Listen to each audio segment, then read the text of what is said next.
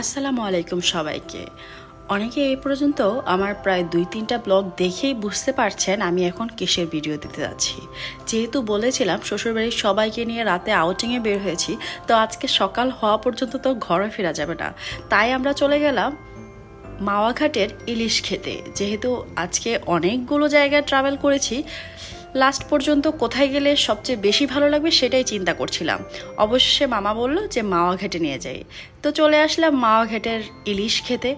তো রাস্তাতে পার হচ্ছিলাম আর দেখছিলাম এত এত রেস্টুরেন্ট, এখানে এখনও এত আলোচনার, প্রায় কিন্তু রাতের 4টা বাজে, এখনও এখানকার মানুষ ঘুমায়নি, কারণ তারা কাস্টমারের অপেক্ষা করছে কখন তাদের রেস্টুরেন্টে যাবে আর ইলিশ উপভোগ করবে।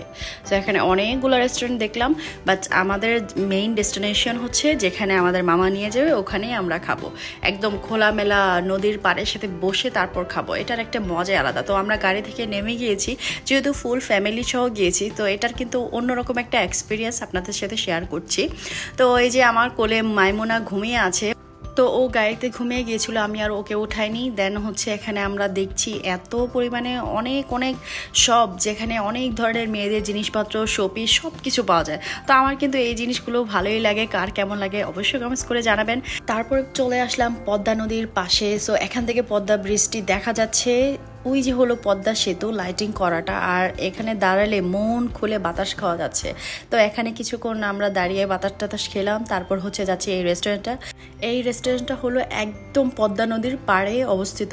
সো আমি এদিক দিয়ে যাচ্ছিলাম আর একদম পাড় ঘেঁষে আস্তে আস্তে করে ধাক্কা দিচ্ছিল নদীর ঢেউ, আর আমার কাছে খুবই ভালো লাগছিল। দেন আমরা ফাইনালি চলে আসলাম রেস্টুরেন্টের মধ্যে, এবং পুরাটা রেস্টুরেন্ট ডেকোরেট করা ছিল বাঁশ দিয়ে, আর এত সুন্দর পরিবেশ ছিল, আসলে আপনাদেরকে দেখাচ্ছি এখন। আর এসেই দেখলাম ওরে বাবা, এত মানুষ, সকাল প্রায় 4টা সামথিং বাজে, তারপরেও মানুষ অনেক বেশি। আর আমি এসেই ভিডিও করা শুরু করে দিয়েছি কি কি ভর্তা আইটেম আছে ওনাদের।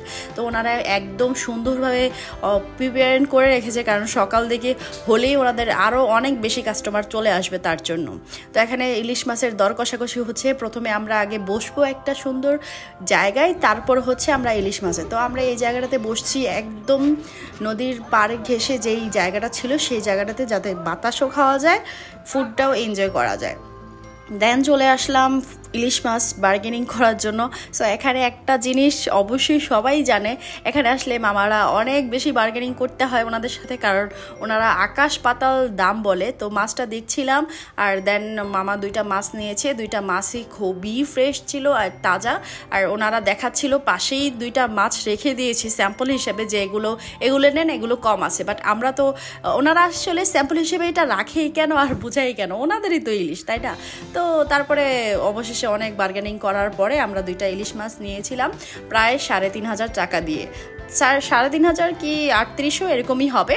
সো দেন হচ্ছে আমাদের মাছটা কাটিংয়ের পালা। সো এখানে কাটিংয়ের সময় অবশ্যই দাঁড়িয়ে থাকতে হয় একদম ভাজা পর্যন্ত, না হয় এখানে অনেকজনের মাছ থাকে, কাটটা কিভাবে চেনা যায় না।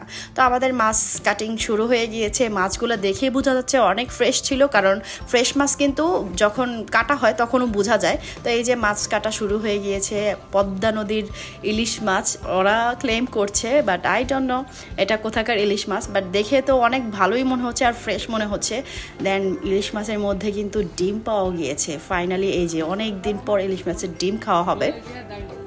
তো আমাদের 2টা মাছের মধ্যেই ডিম পাওয়া গিয়েছিল, কিন্তু অনেকে দেখা যায় এটা লাক ফেভার করে, কারো মাছে ডিম হয়, কারো মাছে ডিম হয় না, বাট ডিম ছাড়া মাছটাই মনে হয় বেশি মজা। যাই হোক, আমাদের ডিমও দরকার ছিল। তো এই যে দেখেন প্রত্যেকটা পিস এত সুন্দর, আর মাছটা যে কতটা ফ্রেশ দেখেই বোঝা যাচ্ছে। তো প্রথমে আমরা এই মাছগুলা কাটাকাটি করার পরে তারপর হচ্ছে ভাজাভাজির পালা। তো ভাইয়ার কাটিং স্কিল দেখে আমার মনে হচ্ছে আসলে উনি অনেক অভিজ্ঞ, তার জন্য কি সুন্দর দিয়ে দাও দিয়েই এত সুন্দর করে সাইজ করে কেটে ফেলছে। আসলে আমরা কাটতে গেলে কিন্তু অনেক মাছের সাইজ নষ্ট হয়ে যায়।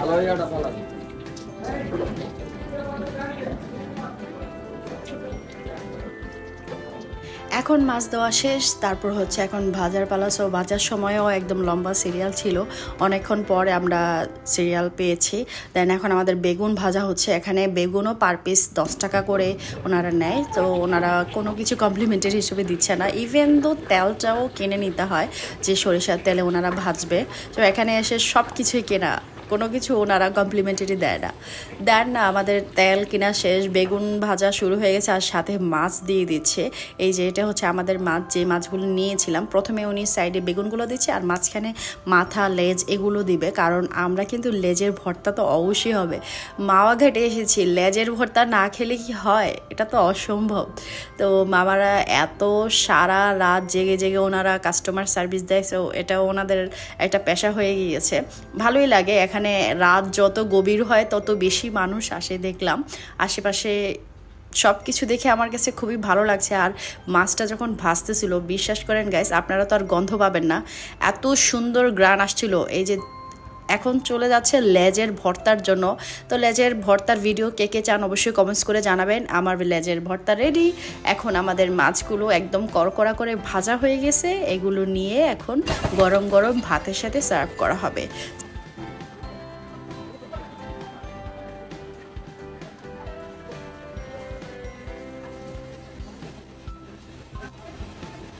এই হলো আমাদের ইলিশ মাছ ভাজা। ও মাছগুলো এত সুন্দর হয়েছে, সাথে গরম ভাত, পেঁয়াজের ভর্তা, লেজের ভর্তা আর ইলিশ মাছ। এটা দিয়ে আমরা সমস্ত ফ্যামিলি মিলে এখন আমাদের কি করব, লাঞ্চ করব নাকি ব্রেকফাস্ট করব নাকি ডিনার করব বুঝতেছি না। রাত বাজে প্রায় 5টা, সো ব্রেকফাস্ট। এখন আমরা খাচ্ছি এই যে ভাতের সাথে গরম গরম বেগুন ভাজা। তো বেগুনগুলোর জন্য ছোট্ট একটা চামচ দিছে, বাট চামচটাতে নেওয়া যাচ্ছে না, আমরা হাত দিয়ে নিয়ে নিচ্ছি। আর সাথে যে পেঁয়াজের ভর্তা আর লেজের ভর্তার কথা তো আসলে না বললেই নয়, লেজের ভর্তাটা অনেক মজা হয়েছিল। এখানে আমাদের টুনুমনিও ভাত নিয়ে বসে গিয়েছে, মাছ দিয়ে ভাত খাবে। তো আমি প্রথমে লেজের ভর্তাটা দিয়ে ট্রাই করছি, সিরিয়াসলি অনেক ভালো হয়েছে, এবং বেগুন ভাজাটাও খুব সুন্দর গ্রান বের হচ্ছিল। দেন আমি মাছ নিয়ে নিচ্ছি। তো এই হলো আজকের আমাদের মাওয়া ঘাটের যেই খাওয়া দাওয়া, এখানেই শেষ। আমরা এখান থেকে দেন সোজা বাসায় চলে যাব, আর ঘোরাঘুরি হবে না। আজকে অনেক ঘোরাঘুরি হয়েছে, বাসায় যেতে যেতে প্রায় আমাদের 7টা-8টা বেজে গিয়েছিল। তো এই যে বাবুরা এখানে দুষ্টামি করছে অনেকক্ষণ, কিছুক্ষণ ওরা খেলাধুলা করার পরে ফাইনালি আমরা একটু, যেহেতু সকাল সকাল মর্নিং টি তো অবশ্যই খেতে হবে। একজন চাওয়ালা মামা দেখলাম যে চা সেল করতেছে, ওনাদের এখানে কোনো চা সেল করে না, যার কারণে ওই মামা থেকেই আমরা চা নিয়ে নিলাম। দুধ চা ছিল না, সো রং চাটাই উপভোগ করতে করতে আজকের ব্লগটা শেষ করছি। দেখা হবে নেক্সট ব্লগে। আল্লাহ হাফেজ।